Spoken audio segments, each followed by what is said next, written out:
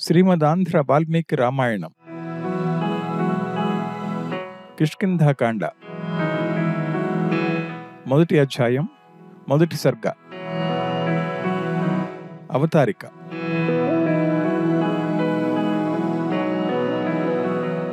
అరణ్యకాండలో దీన సంరక్షణ అనే ధర్మాన్ని రామచంద్రమూర్తి అనుష్ఠించి చూపించాడు. ఈ కాండలో మిత్రరక్షణ అనుష్ఠించి చూపుతున్నాడు.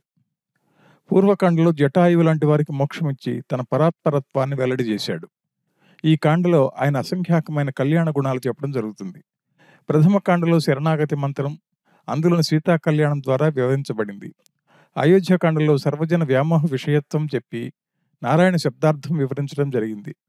అరణ్యకాండలో పంచవటీవాస పర్యంత వృత్తాంతంలో మునిజనులు చేసిన కైంకర్యం చెప్పడం వల్ల నారాయణాయ అనే పదంలోని చతుర్థి విభక్తి అర్థం చెప్పడం జరిగింది. ఖరాది రాక్షసుల వద్దతో మంత్రంలోని ఉత్తరార్థంలో నమ అనే మూడో పదం అర్థాన్ని విశదీకరించి మారీచి దర్శనం మొదలు జీవుడు ఉజ్జీవించే ఉపాయం చెప్పడం జరుగుతుంది.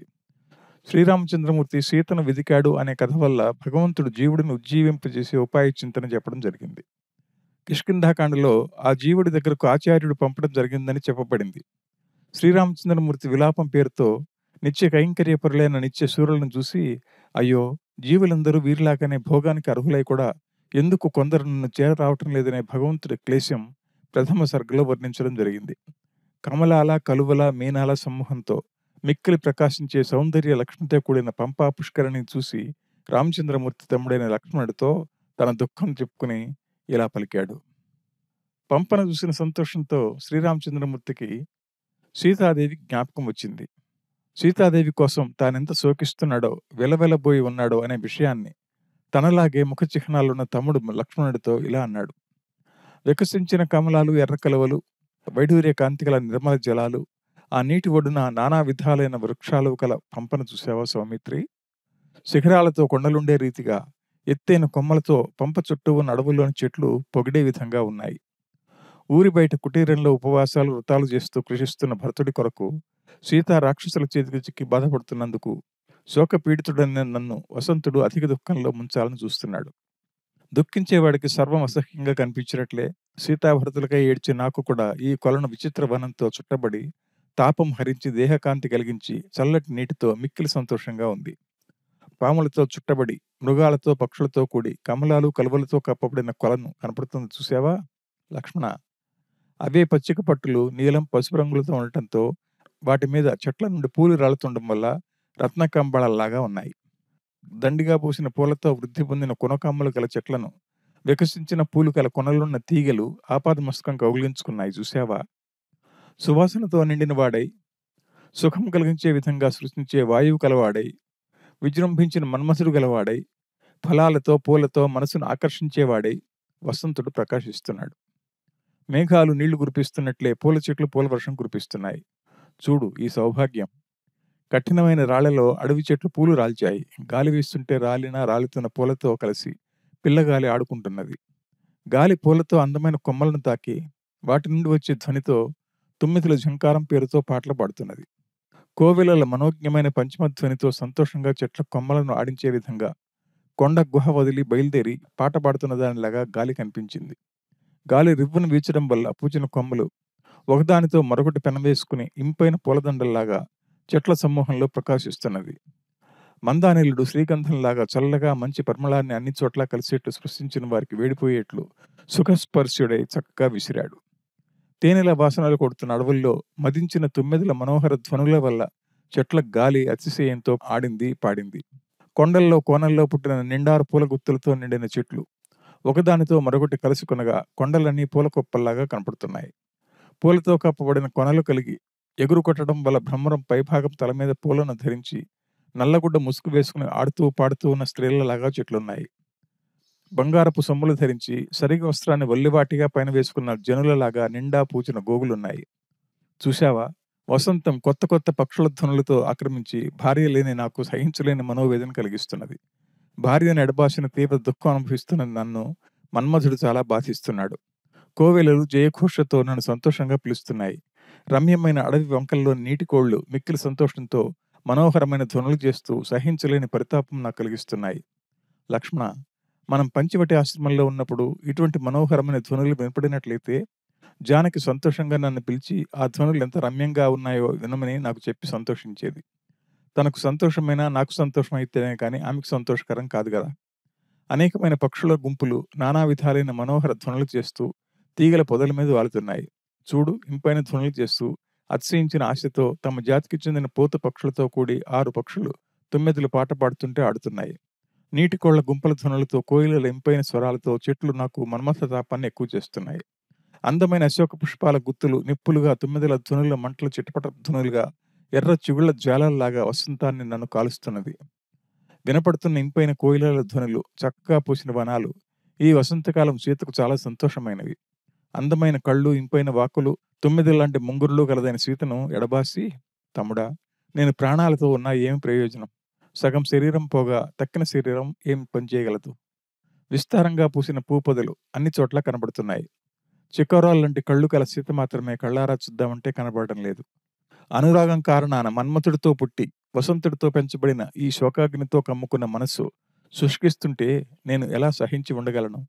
సీతాదేవి కనపడక నాకు శోకం కలిగించింది. ఈ వసంతుడు కనబడి చెమట బిందువులను ఆర్పివేస్తున్నాడు. సీతాదేవిని వదిలి తాపం వల్ల మాడుతున్న నన్ను నిర్దయుడైన గాలి దహిస్తున్నాడు. రెప రెప గాలి వీస్తుంటే స్ఫటికపు గవాక్షాలలాగా విచ్చుకున్న పురులు ప్రకాశిస్తుంటే ఆడనెమళ్ళు తమను చుట్టుకుని సేవిస్తుంటే మత్తుతో పరవశించి మగనెమళ్ళు సీతా వియోగంతో మన్మథ పీడితమైన నన్ను మరింత మన్మథార్తికి పాల్చేసే నాట్యం చేస్తున్నాయి. ఆడుతున్న మగనెమలిని చూసి ఆడనెమలి సంభోగ ఇచ్చ ఎక్కువవుతుంటే మగనెమలితో అదే ఆడుతుంటే వదలని మదన తాపంతో రెక్కలు విచ్చి ఆడుతూ ఆడపక్షిని జారబోతూ మెల్లగా ధ్వనులు చేస్తూ మగనెమలి భార్య లేని నన్ను పరిహాసం చేసేదానిలాగా నా వంక చూసింది. లక్ష్మణ, చూశావా ఇది? ఈ మగనెమలి ప్రియురాలిని రాక్షసుడు అడవుల్లో అపహరించి దాచిపెట్టలేదు కాబట్టి ఇది ప్రియురాలితో వేడుకగా వినోద క్రీడలు చేస్తున్నది. అవునా? అవురా ఈ వసంతకాల మహిమ గొప్పదనం? దాని మహిమ వల్లే గదా పక్షి జాతుల్లో పుట్టిన ఆ ఆడనెమలి అనురాగాతిశయంతో మగనెమలి దగ్గరనే ఉంది. రావణాసురుడు హరించకపోతే నా సీత కూడా ఈ విధంగా నన్ను చేరేది కదా. అలాంటి నా ప్రియురాలు జానకిని వదిలిపెట్టి ఈ వసంతాన్ని ఎలా దాటుతాను?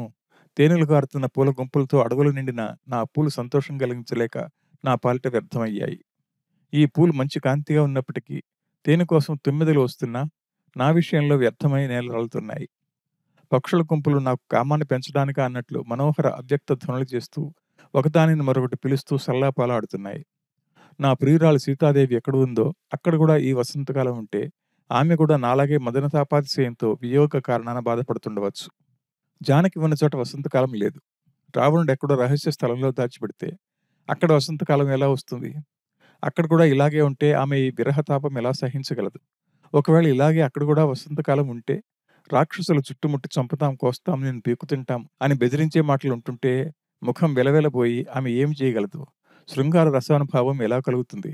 మధ్య వయస్కురాలు, మెల్లగా మృదువుగా మాట్లాడే కోమల హృదయం కలది. సౌందర్యానికి స్థానమైనది. కొత్తగా వికసించే తామర రేకుల్లాంటి కళ్ళు కలది. కాబట్టి ఈ వసంత సమయంలో కామం అతిశయించగా సహించలేక శరీరం వదులుతుందా? సీతాదేవి వయసులో ఉంది. అందున పతివ్రత కాబట్టి కామం తీర్చుకునే వీలు లేక నా వియోగాన్ని సహించలేదు. లోకంలో భార్యాభర్తలు లేరా? ఎందుకు ఇంత తప్పిస్తున్నావు? భార్యకై అంటావా? సీతాదేవి మనస్సు ఎల్లప్పుడూ నా మీదే నిలిచి ఉంటుంది. ఏ దశలోనూ దానికి విరుద్ధంగా జరగదు. ఆ కారణాన స్మరణకు రాకుండా ఎలా ఉంటుంది? నన్ను నేను మరువగలనా? స్నేహం దూరమైన కొద్దీ దగ్గరవుతుంది, సమీపిస్తే తగ్గుతుంది. పూల వాసనలతో కూడిన ఈ గాలి ఎంతో సుఖం కలిగిస్తూ చల్లదనం ఇస్తున్నప్పటికీ సీత నా దగ్గర లేని కారణాన అగ్నిహోత్రంలాగా అమితమైన బాధ కలిగిస్తున్నారు. ఇది వాయువు స్వభావ గుణం అందామా? అంటే సీతాదేవి నా దగ్గర ఉన్నప్పుడు అమితమైన సుఖం కలిగించేది. కానీ ఇప్పుడు ఇలా కాలుస్తున్నాడు. ఏం పాపమో! అప్పుడు నేను రాముడినే కానీ ఇప్పుడు కాదా? అప్పటి గాలి ఇది కాదా? సీతాదేవి నా దగ్గర ఉన్నప్పుడు కష్టాలు కూడా సుఖంగానే ఉండేవి. ఇప్పుడేమో సుఖమైనవి కూడా దుఃఖంగానే అనిపిస్తున్నాయి. కాబట్టి నా సుఖదుఖాలకు సీతాదేవే కారణం. ఈ నీచమైన కాకి నేను సీతాదేవితో పంచవటిలో ఉన్నప్పుడు మా వియోగాన్ని చూస్తూ ఆకాశం నుండి మా చెవులు కాల్చేట్టు కఠోరంగా కూస్తూ ఉండేది. ఇప్పుడేమో మళ్ళీ మా సంయోగాన్ని సూచిస్తూ చెట్టు కొమ్మ మీద వాలి రెక్కలు విదిలిస్తూ మరీ మరీ కూస్తున్నది. ఈ పక్షే పంచవటిలో ఉన్నప్పుడు సీతా వియోగాన్ని సూచించింది. ఇదే ఇప్పుడు ఆ స్త్రీరత్వం సంయోగాన్ని సూచిస్తున్నది. పూల కొనలున్న చెట్ల మీద మనోహరంగా కూర్చుని పక్షుల సమూహాలు నా ధైర్యం చెడిపోయేటట్లు, కామం పెరిగేట్లు నానా రకమైన ధ్వనులు చేస్తున్నాయి. విన్నావా లక్ష్మణ? కామమదంతో కంపించిపోతున్న ప్రియురాలిని దాని మగడు వెంటబడిపోయిన విధంగా గాలి వల్ల కదులుతున్న తిలకపు పూల గుత్తిని మగతొమ్మిది వెంటబడి తిరుగుతున్నది చూశావా? పేరుకు ఇది అశోకవనమే, కానీ వాస్తవంగా కామకజనుల శోకాన్ని వృద్ధి చేసేది ఇది. ఇప్పుడు అది ఏం చేస్తున్నదంటావా? గాలి వల్ల కదిలించబడిన పూల గుత్తులతో అనేక పర్యాయాలు నన్ను కొట్టేదానిలాగా భయపెడుతున్నాయి. అశోకం ఆహారం తిననీయదు. మల్లెలు వాడిపోయేట్లు చేస్తుంది. మామిడి వన్నె మారుస్తుంది. కమలాలు ఆలోచనలు పెంచుతాయి. కలువలు చంపడానికి ప్రయత్నం చేస్తాయి. శృంగార చేష్టలతో గర్భం కలిగిన మనసులతో నిర్మలమైన చందనం లాంటివి పూసుకున్న మనుషులలాగా నిండారా పోసిన మామిడి చెట్లు కాంతిగా ప్రకాశిస్తున్నాయి. లక్ష్మణ, పంపా తీరంలోని అడవుల్లో విలాసంగా అక్కడక్కడ కిన్నెరలు తిరుగుతున్నారు. చూశావా? నీటి అలల్లో ప్రతిఫలించిన ఉదయకాలంలోని సూర్యుడిలాగా ఉన్న ఈ ఎర్ర కమలాలను చూశావా? సంతోషకరములైన కహ్లారాలు, ఎర్ర కలువలు, హంసలు, బెగ్గురులతో నిండిన నీళ్లను చూశావా? లేత సూర్యుడితో సమానమైన 9 రెక్కలతో కొట్టబడిన అకరువులున్న మడుగులను చూశావా? చక్రవాకాలతో కూడి మనోహరమైన వనం అనే వస్త్రాన్ని కప్పుకుని దప్పిక తీర్చుకోవడానికి వచ్చిన లేళ్లతో, ఏనుగులతో పంప ఎంతో ఆనందకరంగా ఉంది.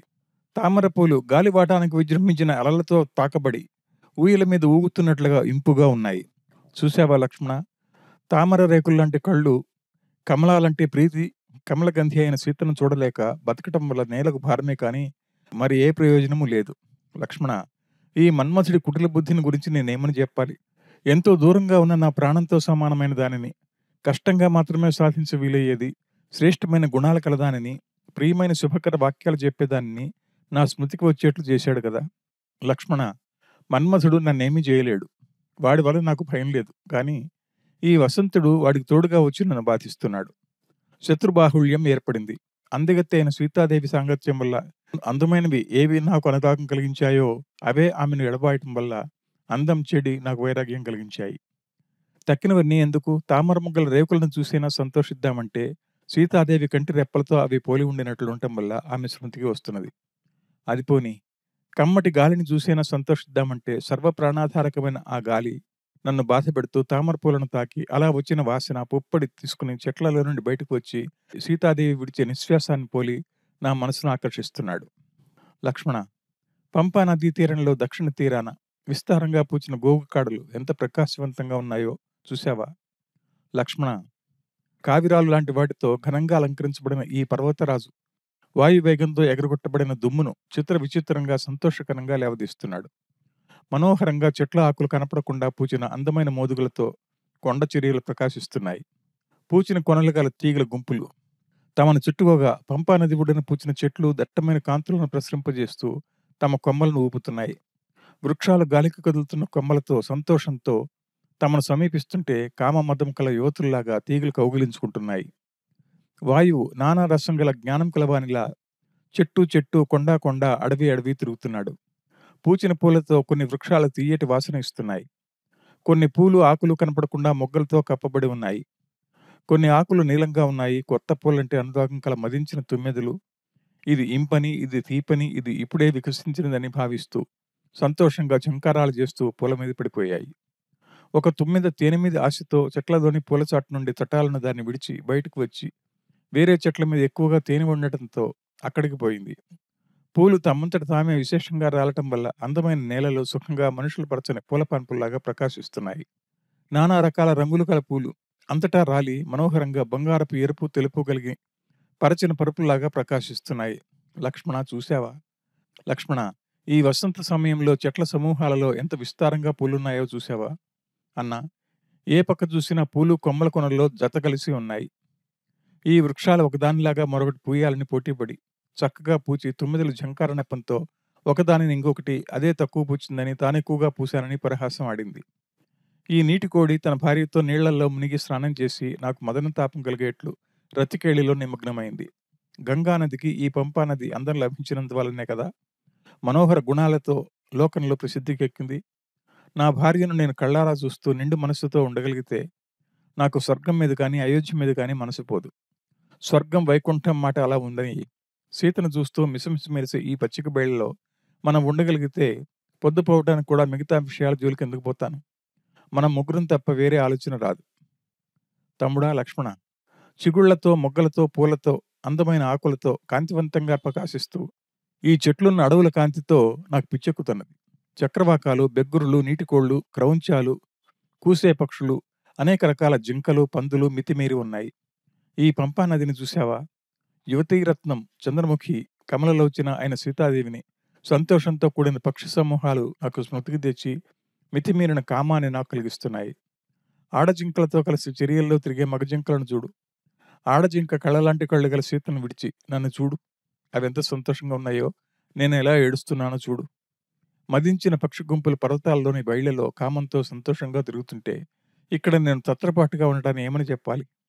సీతాదేవితో కూడిన ఈ మనోహరమైన వనంలో కామం చక్కబడే విధంగా ఇతర విచారం లేకుండా తిరిగినప్పుడు కదా నా మనసు చక్కబడుతుంది. పావన పంపానది జలాలను, పిల్లగాలులను నేను పావని అని సీతాదేవితో కలిసి సేవిస్తేనే కదా నా దేహంలో ప్రాణాలు నిలుస్తాయి. అలా కాకపోతే నాకు క్షేమం కలదా? కమలాలతో, కలువలతో, పరిమళాలు కలదిగా చేయబడ్డ పంపా సమీపంలోని అడవులు గాలిని అలసట మాని సేవించగల వారే ఎంతో ధన్యులు.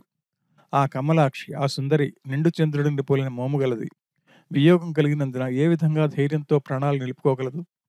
దాని కొరకై నేను దుఃఖిస్తాను. వియోగం ఎలాగైనా సహించవచ్చు, అవమానం ఎలా సహించాలి? ఏం అవమానం వచ్చిందంటావా? సీతాదేవి తండ్రి జనకరాజు పాపరహితుడు, యథార్థం చెబుతాడు, గొప్ప పూజ్యమైన మనసున్నవాడు, ధర్మం అంటే ఆసక్తి గల ఆచారం గలవాడు.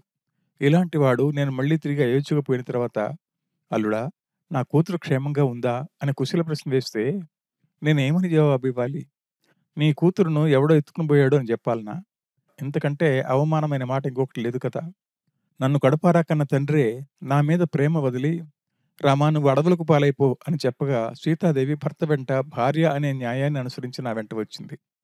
దాని వెంట నేను పోలేదు కదా. నేనేం మగడిని, ఏమి కృతజ్ఞుడిని?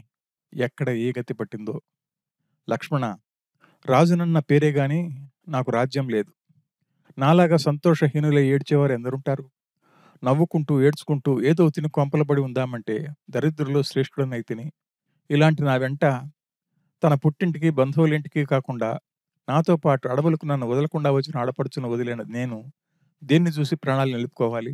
లక్ష్మణ, సీతాదేవి ఘుమఘుమ కమ్మటి వాసనలు వెదజల్లే అద్దం లాంటి ముఖాన్ని చూడగలనా? చెవులకు ఇంపుగా సమానమైన చిరునవ్వుతో కూడిన హాస్యపు మాటలను నేను వినగలనా? తనకు మనసులో బాధ ఉన్నప్పటికీ ఏమీ లేని దానిలా నా మదన తాపం చల్లారేటట్లు పలుకుగా జీవించగలనా? మెల్లటి నడక గల సీతాదేవిని కూడి సంతోషంగా హృదయంతో జీవించగలనా? తమ్ముడా, నేను ఏమి చేయాలిరా ఇప్పుడు? అయోధ్యకు పోగానే కల్లా కపటం తెలియని మృదు స్వభావి మా తల్లి కౌసల్య ఎదురుగా వచ్చి, కుమారా నా కొడలేదిరా అని అడిగితే ఏమని జవాబు చెప్పాలి? లక్ష్మణ, నువ్వు అయోధ్యకు వెళ్ళిపో. నా గతి ఏమిటంటావా? సీతను విడిచి నేను బతకలేను. ఒక్క బాధ అయితే ఎలాగైనా సహించవచ్చు. సీత నా సుఖానికి కారణమైంది. తన సుఖం లెక్కబెట్టకుండా నా సుఖం కొరకు నా వెంట నన్ను నమ్మి అడవులకు వచ్చింది. అలాంటి దాన్ని విడిచి నేను ఎలా బతుకుతాను? సీతాపతి, సీతాభర్త, సీతాప్రియుడు, సీతా మనోహరుడు, సీతా ప్రాణేశుడు అని ఎవరైనా అంటే వాళ్ళ ముఖం నేను ఎలా చూస్తాను? మొండి బతుకు బతికి అయోధ్యకు వచ్చాననుకో, మామగారికి ఏమని చెప్పాలి? కన్నతల్లికి ఏమని చెప్పాలి? వాళ్ళు వద్దని వారించినా మగవాడిలాగా సీతను తీసుకుపోయానే, ఇప్పుడు వాళ్ళు ఏమంటారు? కామానికి ఏడవాలా? నా అనాథ తత్వానికి ఏడవాలా? అవమానానికి ఏడవాలా? దేనికని ఏడవాలి? కాబట్టి నీ దుఃఖాలతో ఈ శరీరం నిలవదు. నువ్వు అయోధ్యకు పోయి భరతుడి దగ్గర చేరు. ఆయన కైక కొడుకైన నువ్వంటే ప్రేమ గలవాడు. నిన్ను అలక్ష్యం చేయడు, వెళ్ళు. ఇలా రామచంద్రమూర్తి ఎంతో సమర్థుడైనప్పటికీ బేలబలే ఏడుస్తూ ఉండటం చూచి లక్ష్మణుడు సమయానుకూలమైన నీతితో కూడిన హితబోధ చేసి సంతాపాన్ని ఉపశమింపజేద్దామని ఇలా అన్నాడు. అన్నా, ధైర్యం తెచ్చుకో. నీలాంటి ధీరుడు ఆపద్దశలో ఇలా దుఃఖించవచ్చునా? ఏడవవచ్చునా? అన్నా, నా మనవి దయచేసి ఆలకించు. ఈ లోకంలో తనకి ఇష్టమైన వారు వదిలిపోతే తీవ్ర దుఃఖం కలుగుతుంది. ఇది లోక ధర్మం అని నీ మనసుకు తెచ్చుకో. తెచ్చుకుని ఏం చేయాలంటావా? ఎవరి మీద, ఏ బంధువుల మీద స్నేహభావం ఉంచుకోవద్దు. అన్ని దుఃఖాలకు స్నేహభావమే కారణం. నీళ్లలో నానిన బొత్తి కూడా చమురుతో స్నేహభావం వల్ల మండుతున్నది కదా. నీళ్లలో నానితే మండదు, కానీ చమురుతో నానితే మండుతుంది. ఒత్తిని గాల్చేది స్నేహమే కదా. అందుకే స్నేహం వదులుకో. అట్లయినా సీత పోయిన పోనీ లేని ఊరుకుందామా అని అంటావేమో. సీతను పోగొట్టుకున్న ఊరికే ఉండమని నేను అనడం లేదు. ముందు మనం సీత ఎక్కడున్నదా అనే విషయం తెలుసుకోవాలి. దానికై మనం కృషి చేయాలి. ఆమె ఉనికి స్థానం మనకు తెలిస్తే మనం చంపుతామని భయపడి ఆమెను అపహరించిన వాడు తనంతట తానే సీతను తెచ్చి నీకు సమర్పిస్తాడు. అలా కాకపోతే వారెవరైనా సరే జానకితో పాతాళలోకంలో దూరిన, ఇంద్రుడు తల్లి కడుపులో దాగిన వాడిని చీల్చి చెండాడతాను. నువ్వు శ్రమించాల్సిన అవసరం లేదు. సీతాపహరణం వల్ల నాకు దుఃఖం లేదా? అవమానం నాకు లేదా? నువ్వు సీత కొరకు మాత్రమే దుఃఖిస్తున్నావు. నేను మీ ఇరువురి కొరకు దుఃఖిస్తున్నాను. బహిరంగంగా ఏడవటం లేదు. కార్యసాధన ఉపాయం ఆలోచిద్దాం. భార్య కొరకు ఎంతో బుద్ధి గలవాడివై కూడా, బుద్ధిమంతుల్లో శ్రేష్ఠుడివై కూడా ఆలోచన లేనివాడిలాగా ఎందుకు ఏడుస్తున్నావు? ఏడవవద్దు. ఏడుస్తూ ఊరికే కూర్చుంటే ఏ పని జరగదు. నీకు ఏడుపు ప్రధానమా? సీతను మళ్ళీ పొందటం ప్రధానమా? రెండోదే ప్రధానమైతే దానికి కృషి చేయి. ఆ కృషికి కావలసింది ధైర్యం. కాబట్టి ధీరుడివి కా. ఏ విధంగానైనా సీతను సాధిద్దాం. ప్రయత్నం చేయకపోతే చెడిన పని ఎలా బాగవుతుంది? అన్నా, నువ్వు ఉత్సాహం వదలడం మంచిది కాదు. ఉత్సాహం కంటే బలం లేదు. ఉత్సాహమే శక్తి. ఉత్సాహవంతులకు సాధించినది లేదు. ఉత్సాహంతో పనిచేసే వారికి కార్యాలు విఘ్నం కలిగించలేవు. రామచంద్ర, నీకు ఉత్సాహం కలిగిందా? సీతను తప్పక తేగలవు, చూడగలవు. శోకాన్ని తగ్గించుకో. కామ వృత్తులు వదులుకో. నువ్వు కోవిదుడివి, మహాత్ముడివి, సుకృతాత్ముడివి. రామచంద్ర, ఇలాంటి నిన్ను నువ్వే తెలుసుకోలేకపోతే నేనేమని చెప్పాలి? అని ఇలా లక్ష్మణుడు చెప్పగా, ఆయన చెప్పిన మాటలు సత్యమని భావించిన రాముడు దుఃఖాన్ని విడిచి ధైర్యం వహించాడు. ఆ తర్వాత శీఘ్రంగా సెలయేళ్లు అడవులో గుహలు చూసుకుంటూ నిర్భయంగా నడుస్తూ తమ్ముడు ధర్మవాక్యాలు చెప్తుంటే వినుకుంటూ ముందుకు సాగిపోయాడు.